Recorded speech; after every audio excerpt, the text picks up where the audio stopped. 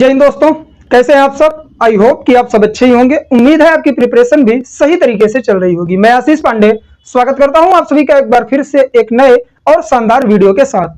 आज के वीडियो में जैसा कि आप लोगों को पहले से ही पता है, टाइटल और थंबनेल देख के, कि हम लोग बात करने वाले हैं उन विद्यार्थियों के लिए जो नेक्स्ट ईयर में यूपीएससी में एग्जाम देना चाहते हैं या फिर यूपीएससी को क्रैक करना चाहते हैं और उनको यूपीएससी के बारे में अभी कुछ भी नहीं पता है।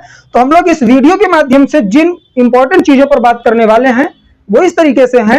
सबसे पहले हम समझेंगे कि यूपीएससी का सिलेबस क्या है, उसके बाद हम समझेंगे इसका एग्जाम पैटर्न क्या है, कितने स्टेजेस होते हैं, किस अगर मैं बात करूं तो किस पेपर में कितने सब्जेक्ट होते हैं, प्री का क्या सिनेरियो होता है, मेंस का क्या सिनेरियो बनता है, फिर आप इंटरव्यू के लिए कैसे क्वालिफाई करते हैं। सारी चीजें मैं आप लोगों को शानदार तरीके से एक्सप्लेन करने वाला हूं, तो आप लोग बने रहिएगा मेरे साथ में। यदि आपको लग रहा होगा कि मैं केवल सिलेबस के बारे में बात कर रहा हूं तो आप लोग मेरा वीडियो छोड़कर जा सकते हैं, क्योंकि ये सिलेबस आप लोगों को इंटरनेट पर कहीं भी सर्च करेंगे मिल जाएगा। लेकिन इंपॉर्टेंट ये है कि आपको समझना है कि सिलेबस को कैसे कवर करना है, किस तरीके से हमें अपनी स्ट्रेटेजी बनाकर यूपीएससी को क्रैक करना है। तो चलिए बिना किसी देरी के वीडियो की शुरुआत करते हैं। यदि आप लोग मुझसे जुड़ना चाहते हैं तो आप मेरा टेलीग्राम का ग्रुप ज्वाइन कर लें, जिसकी लिंक इस वीडियो के डिस्क्रिप्शन में प्रोवाइड कर दी गई है। और वहां पर इन सारे सब्जेक्ट के स्पेसिफिक तौर पर बनाई गई प्लेलिस्ट आप लोगों को मिलेंगी और सारे वीडियोस आप लोगों को पूरी तरीके से फ्री ऑफ कॉस्ट मिलने वाले हैं। तो जुड़े रहिएगा, साथ में शुरू करते हैं। यदि हम इस पूरे आयोग की बात करें तो इसका नाम है union public service commission. Hindi में बात करें तो संघ लोक सेवा आयोग, जिसे आप लोग यूपीएससी के तौर पर भी जानते हैं। पहले हम बात कर लेते हैं इसके स्टेजेस के बारे में। इसमें कुल 3 स्टेज होते हैं फाइनल सिलेक्शन तक में, ठीक है। कौन कौन से हैं वो, तो यदि मैं आप लोगों से बात करूं तो सबसे पहले आप देखेंगे प्रारंभिक परीक्षा, जिसे आप लोग प्रीलिम्स बोलते हैं। उसमें 2 पेपर होंगे, एक जीएस का और एक सीसेट का। उसके बाद इसमें आप क्वालिफाई होंगे, आप जाएंगे मेंस में, अर्थात मुख्य परीक्षा में। मुख्य परीक्षा में आपको कुल 9 पेपर देने होंगे, जिसमें से 2 क्वालिफाइंग पेपर होंगे और जो 7 पेपर आपके होंगे, जिनमें से 4 जीएस होगा, 1 निबंध का पेपर होगा और 2 पेपर आपके ऑप्शनल के होंगे। ये पूरे के पूरे पेपर आपके रिटन होने वाले हैं, लिखित परीक्षा होगी आपकी, उससे मेरिट बनेगी, फिर आप इंटरव्यू में जाएंगे। यदि हम प्रीलिम्स की बात करें तो इसमें आपको ऑब्जेक्टिव टाइप के क्वेश्चन मिलेंगे और आपको 4 ऑप्शन मिलेंगे, आपको सिर्फ टिक करना है। अब आते हैं इस सिलेबस पे, ठीक है। यदि हम प्रीलिम्स की बात करें तो पहला पेपर आपका होगा जनरल स्टडी का, दूसरा पेपर होगा सी सेट का। जनरल स्टडी अर्थात सामान्य अध्ययन, सी सेट का मतलब है सिविल सर्विस एप्टीट्यूड टेस्ट, मतलब आपकी ये योग्यता परीक्षा है कि आप एक सिविल सर्वेंट बनने के लायक हैं या नहीं है, ठीक है। तो अब हम लोग इसके बारे में थोड़ा डीपली बात करेंगे। मैं पहले ही बता दूं आप लोगों को कि ये जो जीएस है, जीएस जो होगा आपका वो 200 मार्क्स का होने वाला है, ठीक है। 100 क्वेश्चन आएंगे, पर क्वेश्चन 2 मार्क्स आप लोगों का निर्धारित रहेगा और इसमें माइनस मार्किंग भी होती है। यदि मैं सी सेट की बात करूं तो इसमें कुल आपके 80 क्वेश्चन आएंगे, 80, और यह भी 200 नंबर का होने वाला है। मतलब कि जो पर क्वेश्चन आपका है 2.5 मार्क्स का होने वाला है, ठीक है। अब इंपॉर्टेंट चीज क्या निकल के आती है, यही मैं आप लोगों से कहता हूं बार बार। 1 मिनट दीजिएगा, गर्मी बहुत ज्यादा है। इंपॉर्टेंट थिंग क्या है आपकी, कि आपको यह ध्यान देना है कि ये जो आपका सी सेट है ये क्वालिफाइंग पेपर है, ठीक है। क्वालिफाइंग पेपर है मतलब कि इसमें आपको 33% लाना है बस, इससे मेरिट आपकी नहीं बनेगी। मैं पहले ही आपके माइंड में ये चीजें सेट कर दूं कि जो सी सेट का पेपर आप देंगे, एक ही दिन में दोनों पेपर होंगे। फर्स्ट मीटिंग में आप जीएस का पेपर देके आएंगे, सेकंड मीटिंग में सी सेट का। सी सेट क्वालिफाइंग पेपर है, मतलब 80 में से केवल 27 क्वेश्चन आपको सही करना है। यदि आप 27 क्वेश्चन सॉल्व करते हैं और कोई बंदा करता है 80 में से 80, तो आप और वो दोनों इक्वल हो, क्योंकि यह मेरिट में नहीं जुड़ता है, यह सिर्फ योग्यता परीक्षा है, यह क्वालिफाइंग पेपर है। मेरिट आपकी यहां से बनती है, सामान्य अध्ययन से, जीएस के पेपर से मेरिट बनती है और इस मेरिट के माध्यम से आप जाते हैं कहां, मेंस में। अब इस पर फोकस करना है, लेकिन इसे लाइटली लेकर नहीं चलना है। हिंदी माध्यम के विद्यार्थी ज्यादातर सी सेट से ही बाहर हो जाते हैं। सी सेट में कॉम्प्रिहेंशन, रीजनिंग और मैथमेटिक्स 3 सब्जेक्ट, मतलब कि 3 टॉपिक कह सकते हैं आप। हाई स्कूल लेवल की मैथ जिसकी अच्छी है, शानदार तरीके से सी सेट को क्वालिफाई कर लेगा। कॉम्प्रिहेंशन अर्थात गद्यांश आएंगे, उसमें से क्वेश्चन होंगे, आपको आंसर देना होगा, सब आपको ऑब्जेक्टिव ही मिलेगा। रीजनिंग की बात करें, वर्बल नॉन वर्बल दोनों रीजनिंग होती है, बहुत ही इजी है। एक बार प्रीवियस ईयर के क्वेश्चन आप लोग जरूर देख लेंगे। आते हैं इंपॉर्टेंट फैक्ट जीएस पे हम लोग, ठीक है, सामान्य अध्ययन पे। तो जो इसका पहला सब्जेक्ट है वो है करंट अफेयर, अर्थात समसामयिक घटनाएं, वैश्विक लेवल की जो घटनाएं हैं, भारत के लेवल पे जो इंपॉर्टेंट है। आप लोग कोई ना कोई मैगजीन पढ़ रहे होंगे और मेरे साथ भी आप लोग जुड़े होंगे। सीएनए के नाम से एक क्लास हमारी चला करती है जिसमें हम लोग करंट अफेयर को कवर करते हैं।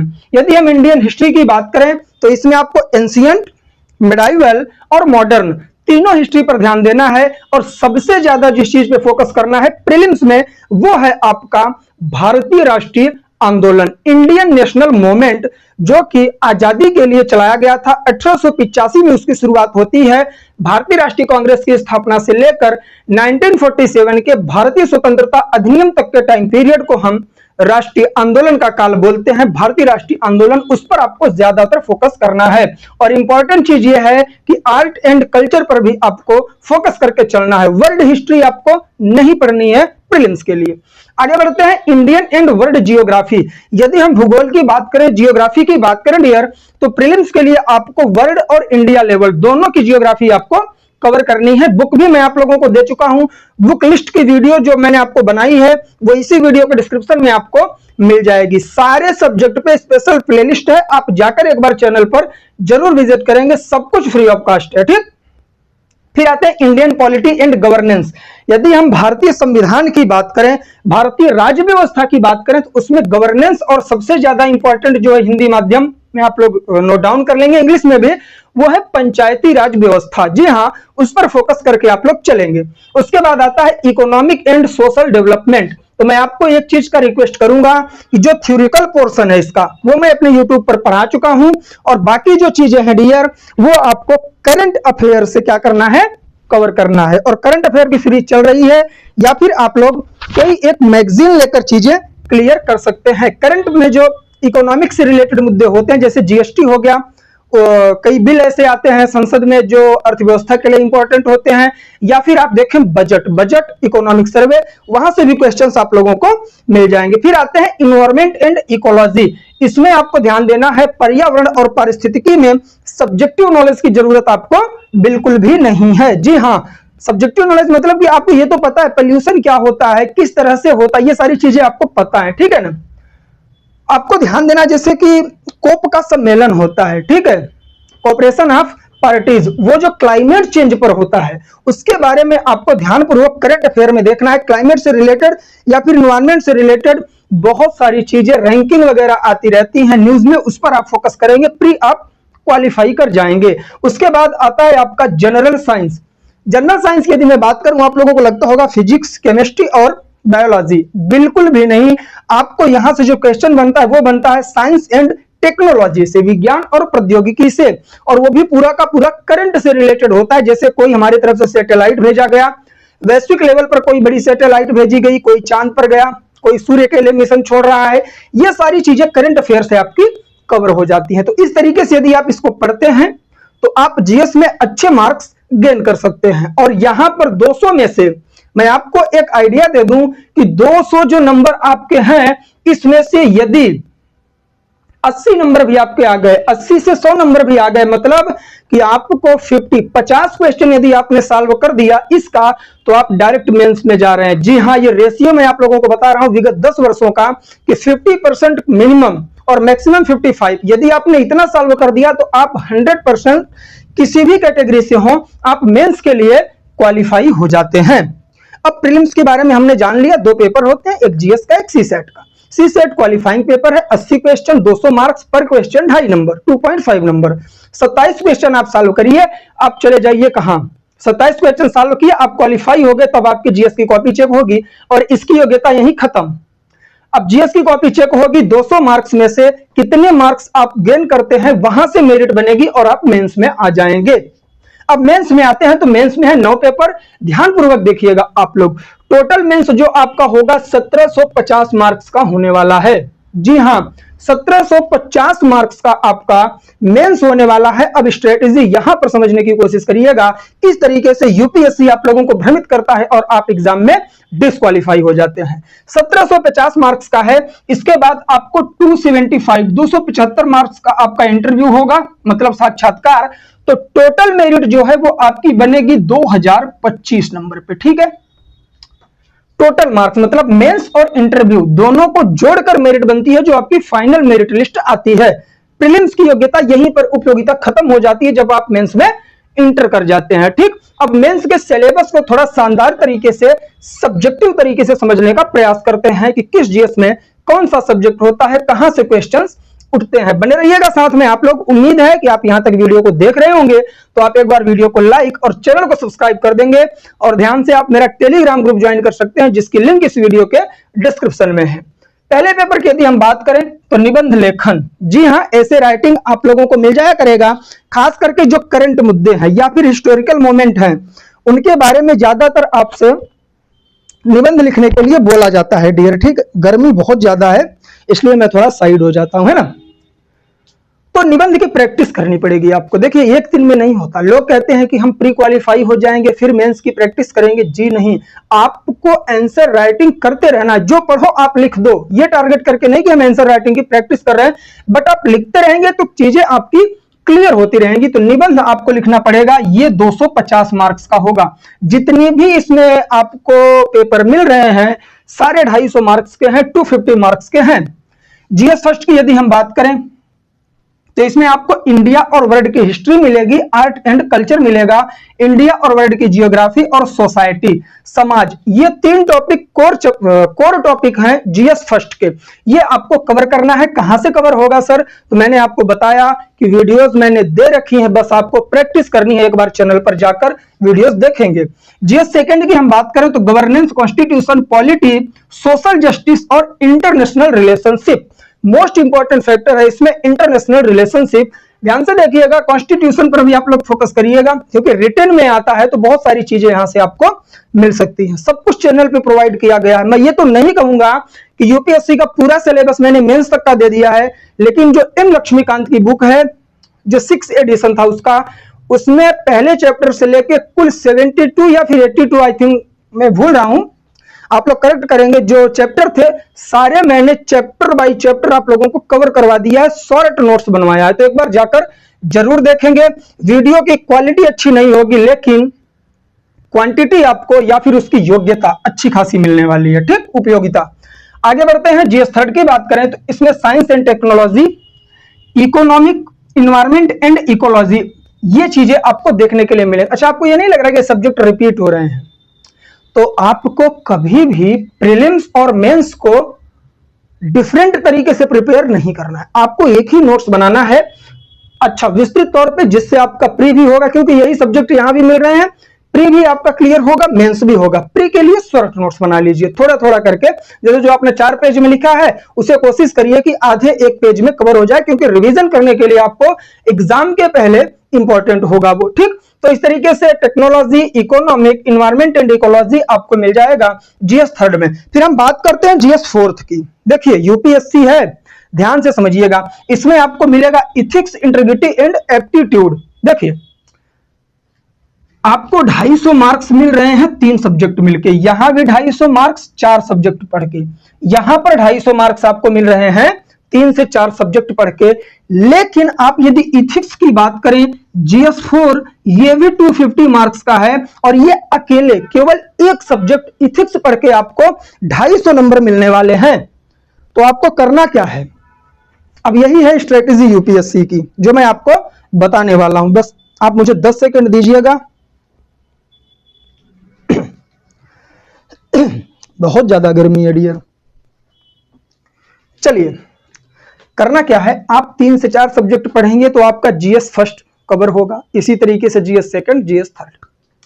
यदि आप इथिक्स पर फोकस कर देते हैं तो यह अकेले आपको 250 मार्क्स देने वाला है। जी हां, स्ट्रेटेजी यही है। यूपीएससी एस्पिरेंट्स तैयारी करते हैं लेकिन वो समझ नहीं पाते हैं कि वो किस डायरेक्शन में जा रहे हैं। डायरेक्शन यही है, इन पर आप फोकस रखिए, इन पर प्रैक्टिस करते रहिए, लेकिन इस सब्जेक्ट को कोर बना लीजिए।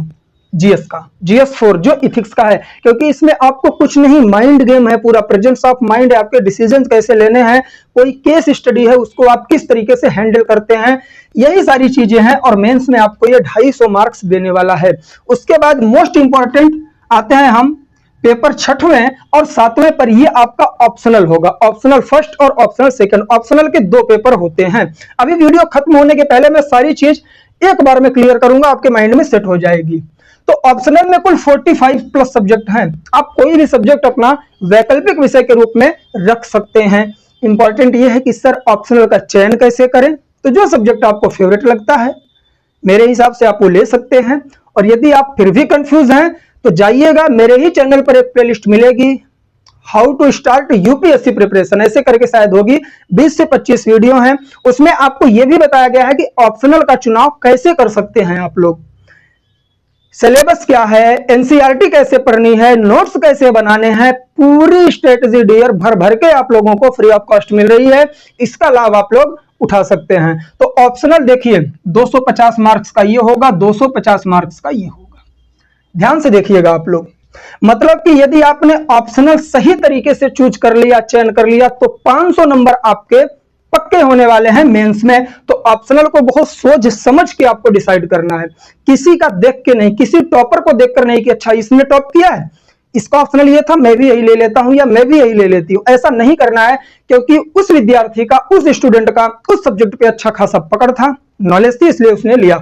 जरूरी नहीं है कि इस सब्जेक्ट से कम मार्क्स आते हैं, इसमें ज्यादा आते हैं। जिसमें आप अच्छा परफॉर्मेंस करेंगे, अच्छे मार्क्स यूपीएससी आपको देगा।